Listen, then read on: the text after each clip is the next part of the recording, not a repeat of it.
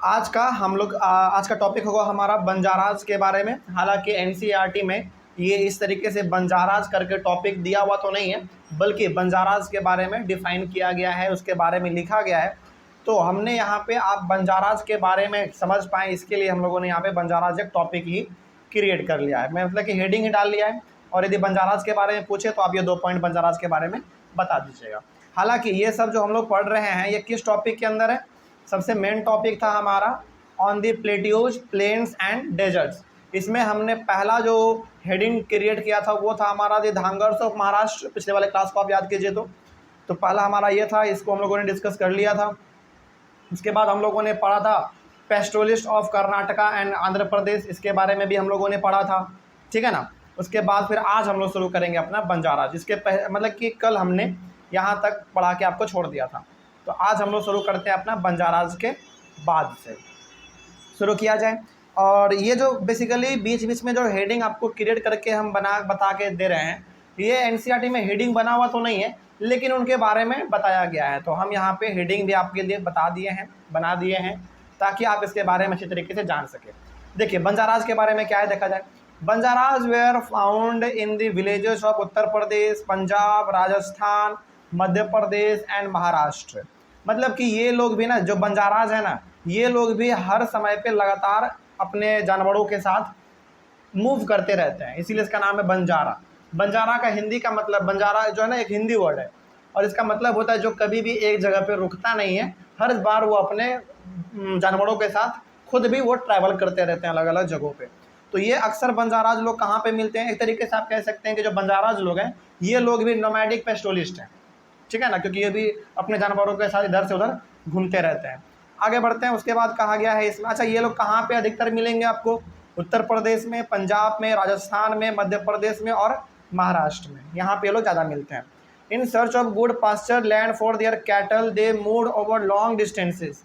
इनके जानवरों को अच्छा सा हरा भरा घास का मैदान मिल सके, इस चीज़ के लिए ये लोग भी लगातार मूव करते रहते हैं, है ना। मतलब कि अपने जानवरों के भोजन के लिए ये लोग लगातार इधर से उधर घूमते रहते हैं।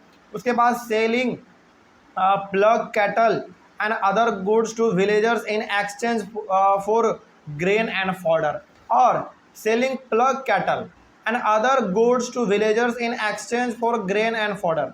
मतलब कि ये लोग ना अपने अलग बगल वाले गाँवों में ये लोग अपना प्लग, मतलब कि कैटल का जो प्लग होता है, इस तरीके से आप कह सकते हैं कि देखो यहाँ पे सेलिंग प्लग कैटल का मतलब क्या है?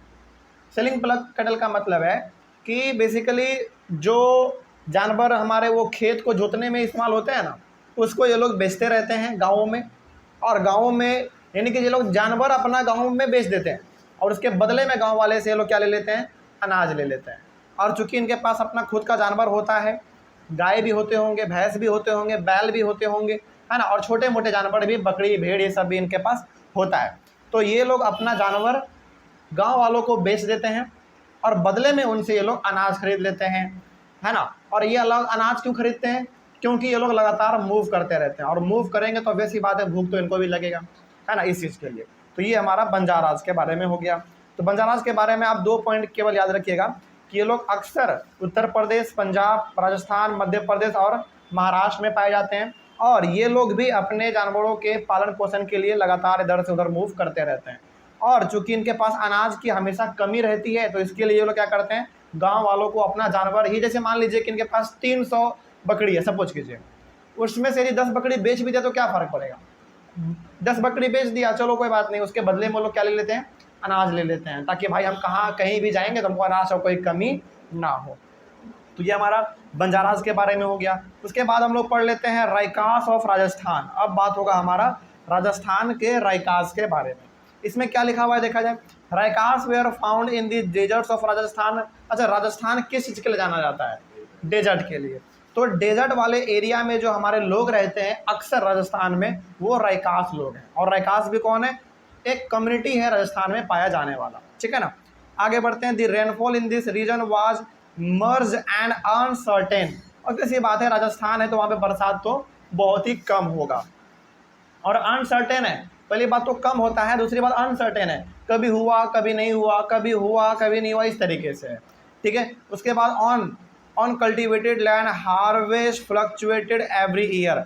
और चूंकि बारिश तो बहुत ही कम होता है, कई बार हो भी गया, कई बार नहीं भी हुआ, इसके कारण क्या होता है कि जो हमारा कल्टिवेटेड लैंड है उस पर खेती बाड़ी कभी होता है, कभी नहीं होता है, कभी होता है, कभी नहीं होता है, यानी कि फ्लक्चुएट करता रहता है। कभी अच्छा बारिश हुआ तो खेती हो जाएगा, बारिश नहीं हुआ तो खेती नहीं होगा, पूरा फसल सूखे मर जाएगा। ठीक है ना।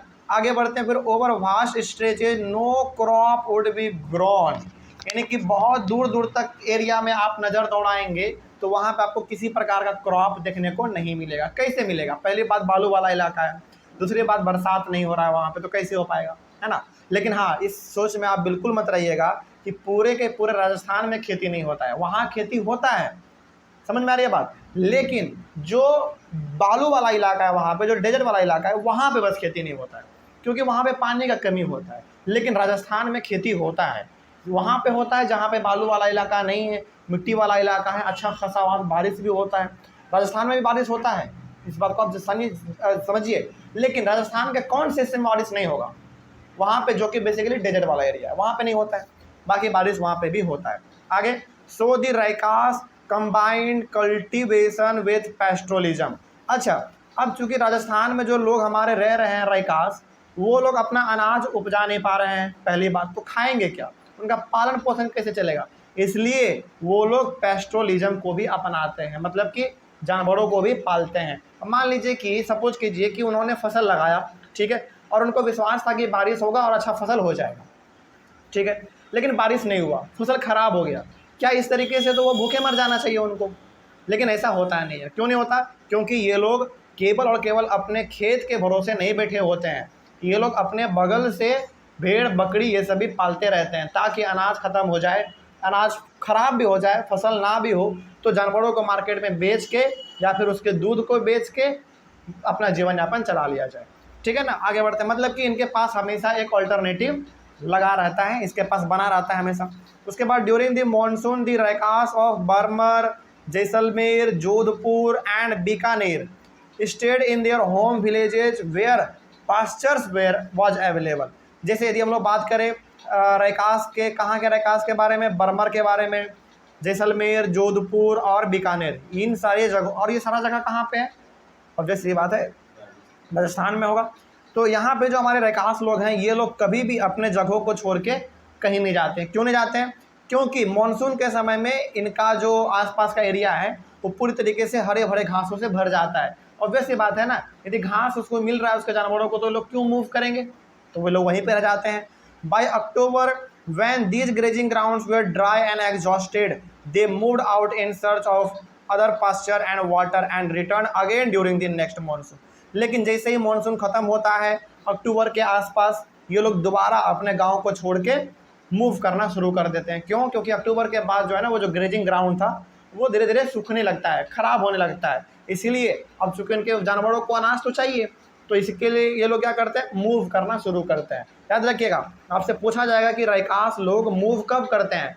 मानसून ख़त्म होने के बाद करते हैं, है ना। मानसून जब तक है तब तक तो हरा भरा घास उसके आसपास है ही, तब तक ये लोग मूव नहीं करते हैं। लेकिन जैसे ही मानसून यानी कि बरसात जैसे ख़त्म होता है, वैसे ही ये लोग अपने गांव को छोड़ के अलग अलग जगहों पे मूव करना शुरू करते हैं, ताकि इनके जानवरों को हरा भरा घास वाला मैदान मिल सके।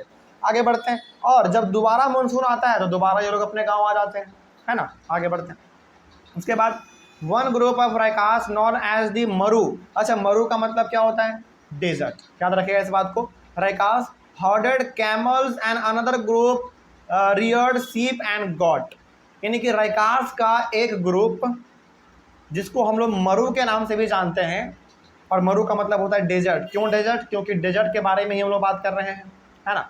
मतलब कि वहाँ राजस्थान में हमारा एक राइकास का ग्रुप है, उसको हम लोग वहाँ पे अपने कॉमन लैंग्वेज में राजस्थान में नाम देते हैं उसको हम लोग मरु, और मरु का मतलब होता है डेजर्ट, ठीक है ना। वो लोग क्या करते हैं, कैमल को भी पालते हैं, और कुछ लोग जो है वहाँ पे भेड़ और बकरी को भी पालते हैं, ठीक है। इस बात को भी आप याद रखिएगा। यदि आपसे पूछा जाए कि राजस्थान में मरु का मतलब क्या है, तो मरु का सिंपल सा मतलब है डेजर्ट, और मरु का सिंपल सा मतलब है कि ये एक ग्रुप है राइकास के लोगों का, ठीक है, जो कि केमल, गॉड और सीप पाला करते हैं। तो इस तरीके से हमारा हर एक प्रकार के पेस्ट्रोलिस्ट ग्रुप के बारे में हमने डिस्कस किया। लेकिन इन सभी में आपने कुछ कॉमन देखा होगा।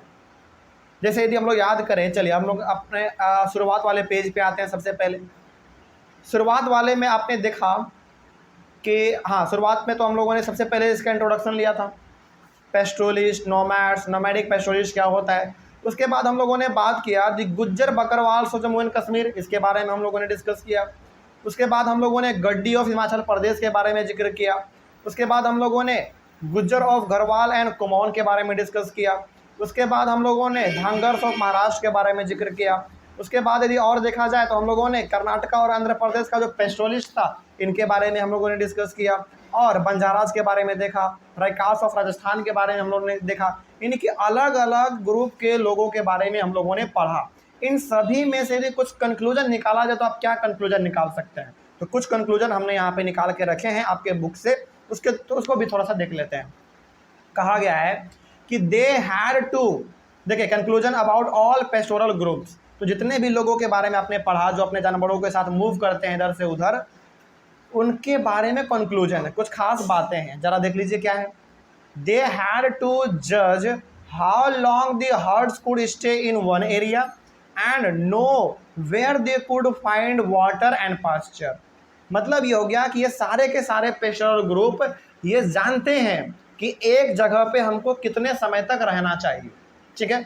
दूसरी बात, ये लोग ये भी जानते हैं कि हमको कब अपना जगह छोड़ के दूसरे जगह पे जाना चाहिए। तीसरी बात, ये लोग ये भी जानते हैं कि हमको कहाँ जाना चाहिए कि वहाँ पे हमको अपने जानवरों के लिए अनाज भी मिल जाएगा और पानी भी मिल जाएगा। तो ये लोग वाकई देखा जाए तो थोड़ा बहुत ना मौसम वैज्ञानिक से कम नहीं है ये लोग। क्यों नहीं कम है? क्योंकि कब मौसम बदलेगा, कहाँ पे क्या पाया जाएगा, कहाँ पे हमारे जानवरों को अनाज मिलेगा, ये सब कुछ इन लोगों को मालूम होता है। और ये लोग मालूम कोई भी गूगल मैप से नहीं करते हैं, बल्कि ये लोग अपने अनुभव से पता कर लेते हैं। और वैसे भी गांव के लोग बहुत ही इन सभी चीज़ों में तेज होते हैं। यदि उन्होंने कह दिया कि आज बारिश होगा तो आज बारिश होगा, हो जाता है कई बार बारिश। क्यों? क्योंकि उनका अपना प्रैक्टिकल लाइफ का अनुभव होता है। तो बेसिकली यहाँ पे कहा जा रहा है कि इन सारे पेस्टोरल ग्रुप का अपना अनुभव ये कहता है कि कौन से जगह पे कितना दिन रुकना चाहिए, कहाँ पे मूव करना चाहिए, कहाँ पे पानी मिलेगा, कहाँ पे अनाज मिलेगा, ये सब चीज़ ये लोग जानते हैं, ठीक है। आगे बढ़ते हैं। उसके बाद they needed to calculate the timing of their movements and ensure that they could move through different areas. साथ ही साथ ये लोग ये भी कैलकुलेट करते रहते हैं, यानी कि ये लोग ये भी पता लगाते रहते हैं कि हमको कब मूवमेंट करना चाहिए, यानी कि अपने जानवरों को एक जगह से लेकर दूसरे जगह पे कब जाना चाहिए, कब नहीं जाना चाहिए, ये भी इन लोगों को मालूम होता है। और साथ ही साथ इनको ये भी पता करना होता है और इनको पता भी होता है कि हमको कौन से एरिया पे जाना चाहिए और कहाँ नहीं जाना चाहिए, ठीक है ना, ये भी उन लोगों को मालूम होता है। आगे बढ़ते हैं। They had to set up a strong relationship with farmers on the way so that the herds could graze in the harvested fields and manure the soil। और साथ ही साथ ये लोग जहाँ भी जाते हैं ना, वहाँ के किसानों से खास करके ये लोग दोस्ती करके बहुत रखते हैं, क्योंकि इनको मालूम है कि यदि हम जा रहे हैं रास्ते में और यदि हमारा दोस्ती किसी किसान से हुआ तो ऑब्वियस सी बात है वो किसान हमारे जानवरों को अपने खेतों में चरने के लिए परमिशन दे देगा। इससे क्या होगा? हमारे जानवरों को अनाज मिल जाएगा, दूसरी बात उसके ज़मीन को फर्टिलिटी मिल जाएगा। फर्टिलिटी कौन देगा उसको? वो इसका जानवर ही देगा। वो वेस्ट प्रोडक्ट अपना जनरेट करेगा तो उसको फर्टिलिटी मिल जाएगा उसके ज़मीन को। तो बेसिकली ये सारे के सारे पेस्टोरल ग्रुप किसानों से भी अच्छा नाता बना के रखते हैं, क्योंकि उनको मालूम है कि भैया हमको ना सबसे ज़्यादा ज़रूरत जो है वो हमको किसानों का ही है, क्योंकि वही लोग हैं जो कि हमारे जानवरों को अनाज प्रोवाइड करेंगे। आपने पढ़ा भी था पिछले वाले क्लास में कि हमारा जो एक पेस्टोरल ग्रुप था वो कहाँ चला गया था, जगह का नाम नहीं आ रहा, हमको याद आ रहा है, कोंकण। हाँ, तो कोंकण के पीजेंट्स जो थे उन लोगों को उन्होंने वेलकम किया कि भैया आप अपने जानवरों के साथ आप मेरे यहाँ पे आइए, बल्कि और हमारे जानवरों और हमारे खेतों के ऊपर आप अपने जानवरों को छोड़ दो चरने के लिए, ताकि आपके जानवरों को भोजन मिल जाए और हमारे खेत को फर्टिलिटी मिल जाए। तो इन लोगों का बेसिकली रिश्ता नाता जो है किसानों से भी अच्छा खासा होता है, क्योंकि दोनों से दोनों को मतलब है, ठीक है। आगे they had to do different activities like cultivation, trade and herding to make their living. अच्छा, एक सवाल बताइए, क्या हर एक प्रकार का पेस्टोरल ग्रुप क्या केवल अपने जानवरों को ही पालते हैं?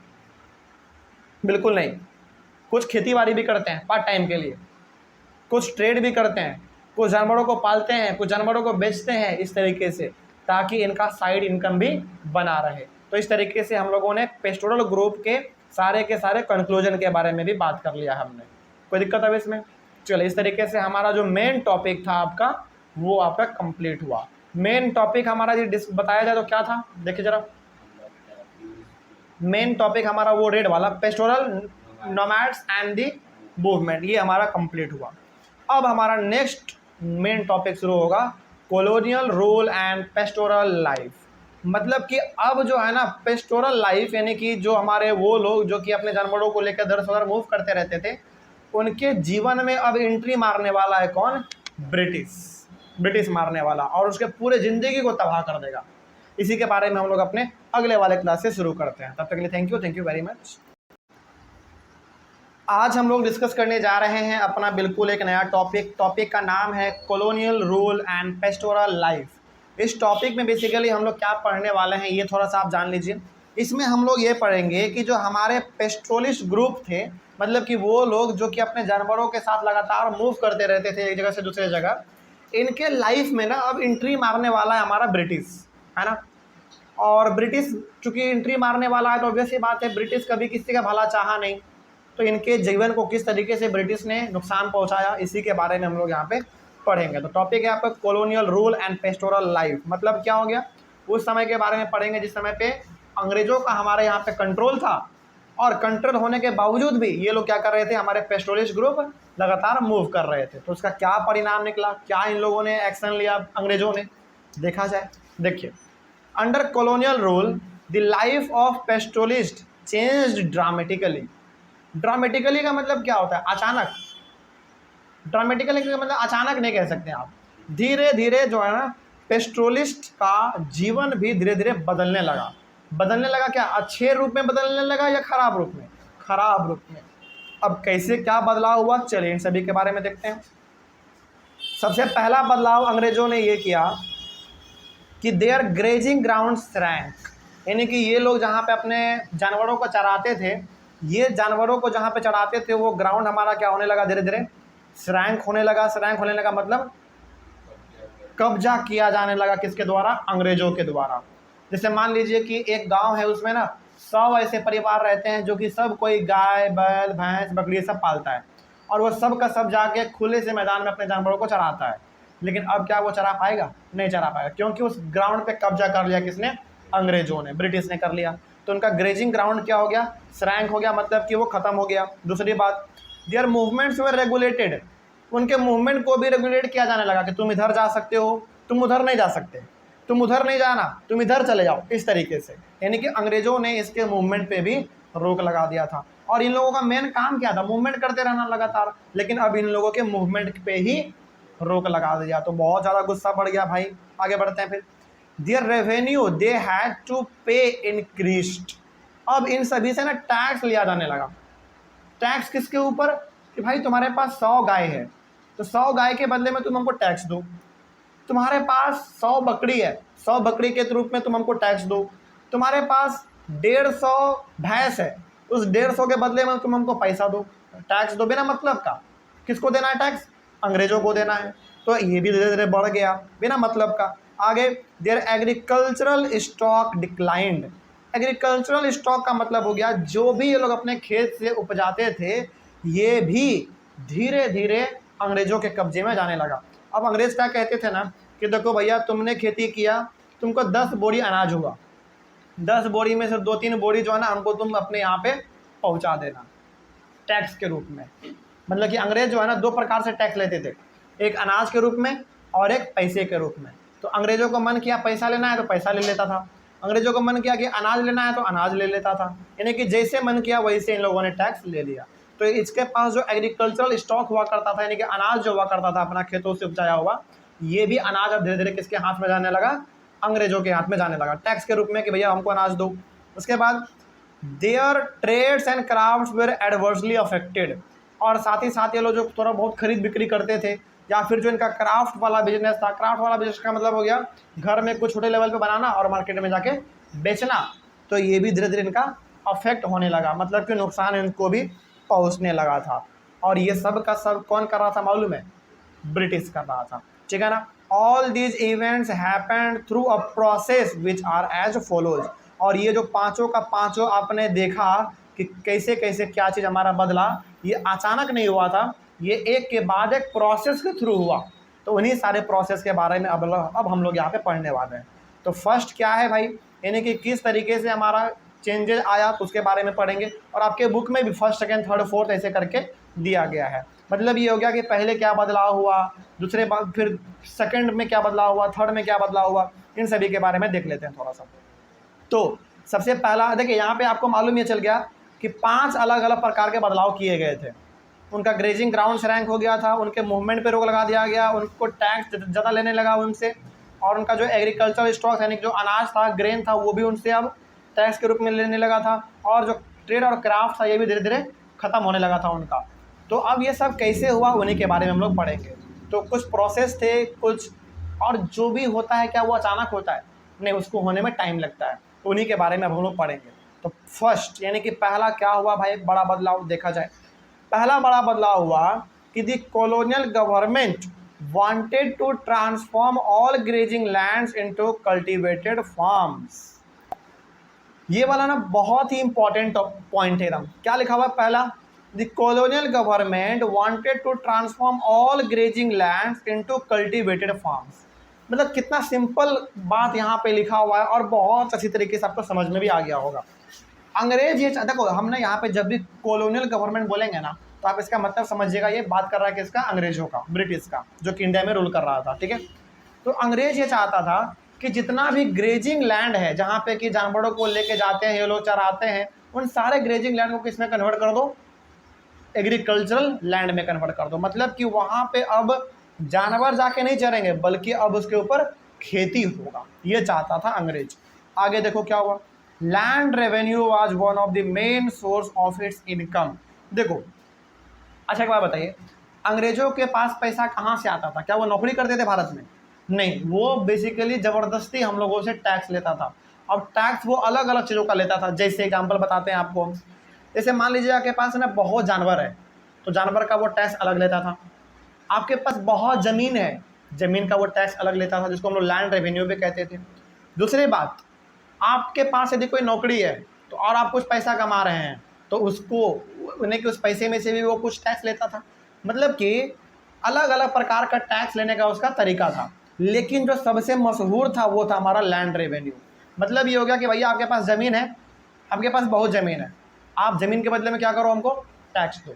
अब वो टैक्स आप अनाज के रूप में भी दे सकते हैं, या फिर आप पैसे के रूप में भी हमको टैक्स दे सकते हैं। तो अंग्रेजों का जो मेन सोर्स था इनकम का, वो कौन था? लैंड रेवेन्यू था। तो यानी कि वो ज़मीन से टैक्स लेते थे लोगों से। आगे बढ़ते हैं। By expanding cultivation it could increase its revenue collection. अच्छा एक बात बताइए पहले, अंग्रेज ग्रेजिंग ग्राउंड को कन्वर्ट करके एग्रीकल्चरल ग्राउंड में वो कन्वर्ट क्यों करना चाहता है? इसलिए करना चाहता है क्योंकि अच्छा, एग्रीकल्चरल ग्राउंड यानी कि एग्रीकल्चरल लैंड में जो वो कन्वर्ट करना चाहता है, कल्टीवेटेड फार्म में जो कन्वर्ट करना चाहता है, क्या उसमें खेती अंग्रेज खुद करेगा? नहीं, वो किसी को दे देगा करने के लिए, लेकिन उससे बदले में क्या लेगा? वो टैक्स लेगा। जैसे मान लीजिए कि बहुत बड़ा ग्रेजिंग ग्राउंड है, उसमें गाय भैंस ये सब जाके चरता है, उसको किस में कन्वर्ट कर देगा? एग्रीकल्चर लैंड में कन्वर्ट कर देगा, और वो एग्रीकल्चर लैंड किसी आदमी को दे देगा। बोलेगा कि दो, ये ले लो ज़मीन, हमने तुमको दिया और तुम इसके ऊपर क्या करो? खेती करो, लेकिन बदले में हम तुमसे क्या लेंगे? टैक्स लेंगे। ठीक है ना।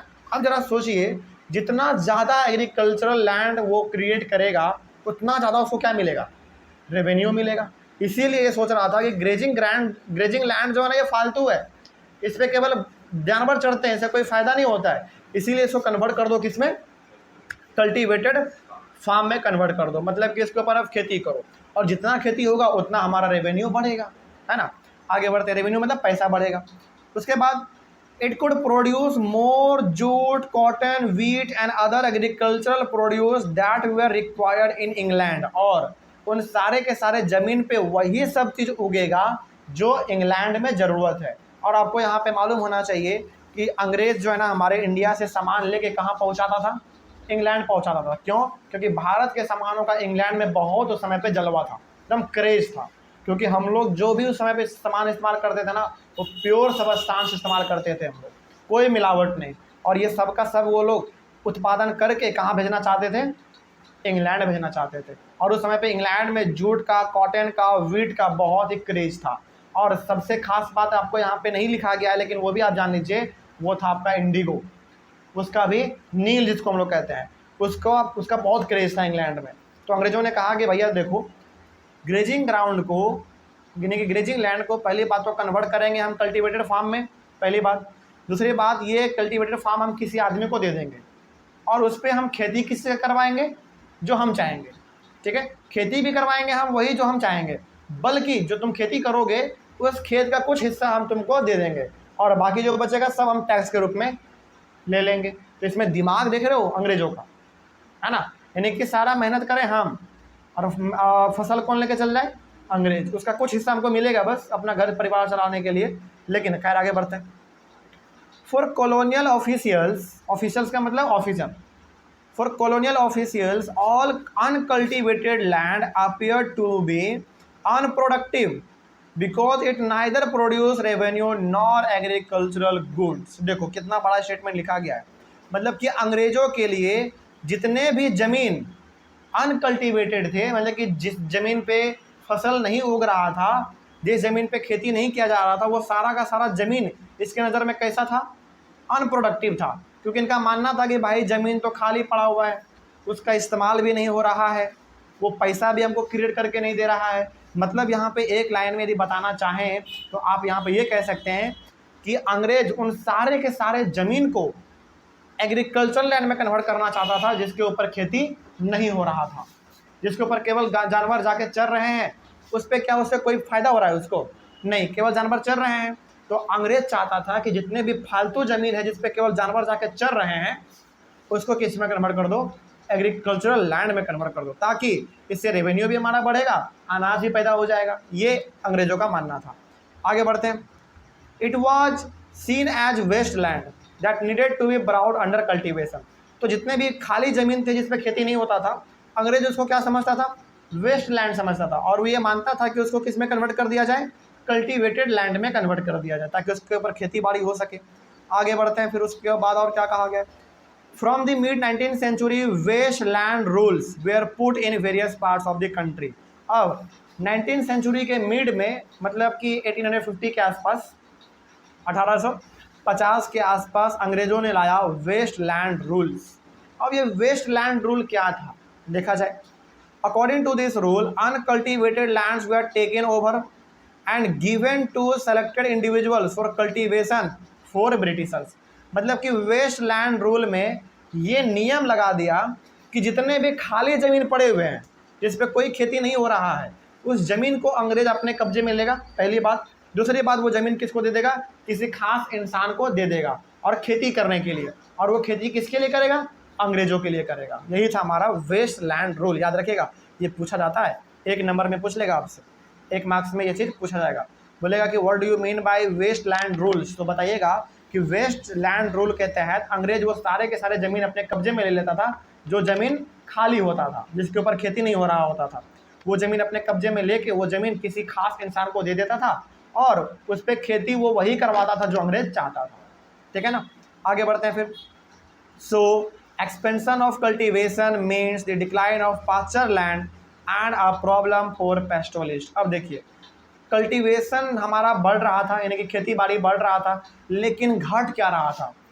पास्चर लैंड घट रहा था। मतलब कि आप खेत पे आप ज़मीन पे खेती बाड़ी तो करवा दे रहे हैं, लेकिन सवाल है कि हमारा जानवर जाके चरेगा फिर कहाँ पे, है कि नहीं। और यहाँ पे समस्या किसको हो जाएगा? पेस्टोलिस्ट को हो जाएगा। यहाँ पे फ़ायदा किसको हो गया? अंग्रेजों को। नुकसान किसको हो गया? पेस्टोलिस्ट को हो गया। क्यों? क्योंकि अब ये जानवर अपना चरा नहीं पा रहे हैं बेचारे, ज़मीन को प्रोटेक्टेड कर दिया गया, ज़मीन को अपने कब्जे में ले लिया गया, तो ये समस्या यहाँ पे पेस्टोलिस्ट को हो गया। तो ये हमारा पहला कारण था जिसके वजह से पेस्टोलिस्ट को समस्याओं का सामना करना पड़ा। ठीक है ना। आगे बढ़ते हैं। अब सेकेंड में हमारा क्या है? सेकेंड, थर्ड, उसके बाद फिर हमारा फोर्थ है। चलिए एक कर लेते हैं इस क्लास में, और हम लोग फर्स्ट हम लोगों ने किया, सेकंड कर लेते हैं, ठीक है। उसके बाद फिर थर्ड और फोर्थ अगले वाले क्लास में कर लेंगे। सेकंड में क्या कहा गया है? From the mid 19th century various forest acts were put in different parts of the country. अब यहाँ पे अंग्रेज जो है ना अलग अलग जगहों पर फॉरेस्ट एक्ट भी लगाने लगा। फॉरेस्ट एक्ट क्या था? फॉरेस्ट एक्ट देखा जाए यानी कि जंगल वाला कानून। क्या था कानून? देखो, through these forest act some forest which produce valuable timber like deodar और साल वेयर डिक्लेयर्ड रिजर्व।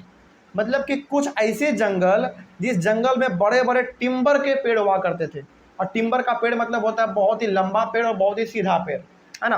और टिम्बर का एग्जांपल यदि आप बोलना चाहें तो दियोदर कह सकते हैं, साल कह सकते हैं, ये सब हमारा टिम्बर होता है। अच्छा, टिम्बर का क्या इस्तेमाल करते थे अंग्रेज लोग?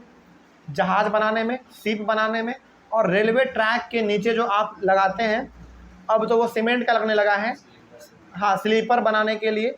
मतलब कि स्लीपर बेसिकली जो सीट उठ होता है ना ट्रेन में बैठने के लिए, उसमें ये लोग लकड़ी का इस्तेमाल करते थे। और आज आप देखेंगे तो दो पटरी के बीच में सीमेंट का सिल्ली लगा रहा था नीचे, लेकिन पहले क्या होता था? लकड़ी का सिल्ली होता था। तो उसके लिए ये लोग टिम्बर का इस्तेमाल बहुत करते थे। तो जिस जंगल में बड़े बड़े टिम्बर उगा करते थे उस जंगल को क्या कर दिया इन्होंने? रिजर्व कर दिया। रिजर्व कर दिया मतलब कि वहाँ पे बिना परमिशन के आप इंटर नहीं कर सकते हैं। तो ये था हमारा फॉरेस्ट एक्ट। तो यहाँ पे ध्यान रखिएगा, आपसे पूछा जा सकता है कि फॉरेस्ट एक्ट क्या था। तो फॉरेस्ट एक्ट ये था कि अंग्रेजों ने उन सभी जंगलों में पाबंदी लगा दिया था जिस जंगल में बड़े बड़े टिम्बर उगा करते थे, ठीक है ना। रिजर्व कर दिया उसको कि बिना परमिशन का आप उसमें नहीं जा सकते हैं। जाना है तो आपको अंग्रेजों से परमिशन लेना पड़ेगा। आगे बढ़ते हैं। No पेस्टोलिस्ट where was allowed to access this forest. किसी भी पेस्टोलिस्ट को परमिशन नहीं था, किसी को अलाउ नहीं था कि जाके वो उस जंगल में अपने जानवरों को चढ़ा सके या फिर वहाँ पे वो इंटर कर सके। किसी को परमिशन नहीं था क्योंकि उसको रिजर्व कर दिया गया। आप जाएंगे तो आपको मारा पीटा जाएगा, आपको सज़ा मिलेगा। तो कोई भी बेचारा डर से जाता नहीं था। Other forest were declared protected. कुछ जंगलों को उन्होंने रिजर्व फॉरेस्ट कर दिया, यानी कि रिजर्व कर दिया कि भैया ये रिजर्व है, कोई इसमें नहीं जाएगा। और दूसरा उन्होंने क्या कर दिया? प्रोटेक्टेड कर दिया। प्रोटेक्टेड का मतलब हो गया कि इसको बचाना है। जैसे पहले क्या होता था ना कि पेस्टोलिस्ट लोग जंगल जाते थे अपने जानवरों को चराने के लिए, और वहाँ से वो लोग काट वाट के भी कुछ पेड़ पौधे लेके आ जाते थे अपने घर में जलाने के लिए, भोजन वोजन बनाने के लिए। लेकिन अब उसको भी क्या कर दिया? प्रोटेक्टेड कर दिया कि नहीं, अब तुम कुछ भी काट के जंगलों से नहीं ला पाओगे बिना परमिशन के। तो यहाँ पे बहुत बड़ा समस्या किसको हो गया? पेस्टोलिस्ट को हो गया। आगे बढ़ते हैं। In these protected forest the movements of pastoralist were restricted. चाहे बात हो रिजर्व का, चाहे बात हो प्रोटेक्टेड फॉरेस्ट का, दोनों प्रकार के जंगलों में पेस्टोलिस्ट के एंट्री पे रोक लगा दिया। कहा कि नहीं, बिना तुम परमिशन के नहीं जा सकते हो, ठीक है ना। आगे फिर इसमें लिखा गया है these forest acts changed the life of पेस्टोलिस्ट। Obvious ये बात है, इस फॉरेस्ट एक्ट ने क्या कर दिया? पेस्टोलिस्ट के लाइफ को कम्प्लीटली चेंज कर दिया। आप खुद सोचिए, जिसका जीवन यापन पहले जंगलों पे ही निर्भर हुआ करता था, अब उसको जंगलों में ही जाने नहीं दिया जा रहा है। तो ऑब्वियस ये बात, इसका जीवन क्या हो गया? पूरी तरीके से बदल दिया आपने, खराब कर दिया बेचारा, अब कुछ कर नहीं पा रहा है। आगे, they were prevented from entering many forest that had earlier provided valuable fodder for their cattle. तो उन सभी प्रकार के जंगलों में इनको रोक लगा दिया जिन जंगलों में ये पहले जाया करते थे, अपने जानवरों को चराया करते थे, और वहाँ से कुछ जानवर के लिए अपने घास भूसा ये सब भी लाते थे। अब ये लोग नहीं ला पा रहे हैं क्योंकि पूरी तरीके से पाबंदी लगा दिया गया है, ठीक है ना।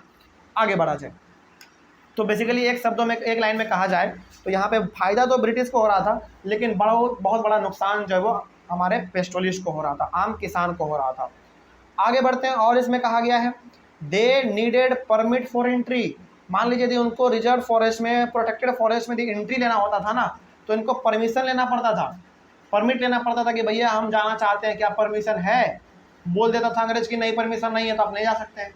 बोल दिया कि परमिशन है तो आप जाते थे, लेकिन परमिशन वो जल्दी नहीं देता था किसी को। क्यों देगा परमिशन भाई, है ना। आगे, the timing of there entry and departure was specified. मान लीजिए किसी को परमिशन मिल भी गया कि हाँ तुम जंगलों में जा सकते हो, तो जंगलों में आप जाएंगे तो ज़रूर, लेकिन खास टाइम के लिए। देखो, एंट्री एंड डिपार्चर, आप किस टाइम पे जाएंगे और किस टाइम पे जंगल से आप बाहर निकल जाएंगे, ये सब भी अंग्रेज तय करता था। अच्छा एक बात बताइए, क्या अंग्रेज फ्री में जाने देता होगा जंगलों में? बिल्कुल भी नहीं। आप जंगलों में आपको जाने का परमिशन मिल रहा है, इसका मतलब आप पहले टैक्स चुकता करो, टैक्स पे करो, उसके बाद हम आपको जंगलों में जाने का परमिशन देंगे, मौका देंगे। आगे बढ़ते हैं। The number of days they could spend in the forest was also specified, और साथ ही साथ यहाँ पे ये भी कहा था कि भैया तुम जंगल तो जा रहे हो, लेकिन कितने दिन के लिए जा रहे हो, कितने समय के लिए जा रहे हो, पहले वो हमको बता दो। और यदि उससे ज़्यादा तुम रहेगा जंगल में तो फिर आपको ज़्यादा पैसा देना पड़ेगा, यानी कि भुगतान आपको ज़्यादा करना पड़ेगा, एज अ पनिशमेंट कह सकते हैं आप, ठीक है ना। फाइन कह सकते हैं, पनिशमेंट नहीं, फाइन एक अच्छा वर्ड है। उसके बाद if they overstayed they had to pay fines. और मान लीजिए यदि जैसे सपोज कीजिए कि हम एक छोटा मोटा पेस्टोलिस्ट है, हमारे पास कोई जानवर है और हम अपने जानवरों को लेकर जंगल में गए, हमने कहा कि भैया हम मात्र 5 दिन रहेंगे और हम रह गए 6 दिन, तो आपको एक्स्ट्रा फाइन देना पड़ता था, ठीक है ना। और यदि नहीं देंगे तो फिर आपको मारा जाएगा, पीटा जाएगा, आपको टॉर्चर किया जाएगा, है ना। इस तरीके से ये सब चीज़ हमारा उस समय पे हुआ करता था। तो ये हमारा सेकंड कारण हो गया। अच्छा, ये जो हम लोग फर्स्ट सेकंड थर्ड फोर्थ पढ़ रहे हैं, हालांकि फर्स्ट सेकंड अभी हम लोगों ने पढ़ा, थर्ड फोर्थ हम लोग बाद में पढ़ेंगे। इससे आप क्या समझ रहे हैं? इससे आप ये समझ रहे हैं कि किस तरीके से धीरे धीरे हमारे पेस्टोलिस्ट का जीवन चेंज होता चला गया, अफेक्ट होता चला गया, यानी कि एक अच्छाई से खराब की ओर हमारा पेस्टोलिस्ट लाइफ चलता चला गया। तो ये सब किसके वजह से हो पाया? अंग्रेजों की वजह से हो पाया। तो अंग्रेज यदि इन लोगों पे कमांड नहीं करते तो ये लोग अपना जीवन इस तरीके से खुशी से बिता सकते थे, लेकिन इसके ऊपर पाबंदी लगा दिया गया अंग्रेजों के द्वारा, ठीक है ना। तो ये हमारा 2 कारण हम लोग पढ़ चुके हैं। तीसरा और चौथा कारण हम लोग अपने अगले वाले क्लास में पढ़ेंगे, इसमें तो कोई दिक्कत नहीं है। चलो तो मिलते हैं हम लोग अपने अगले वाले क्लास में। Thank you very much and have a nice day.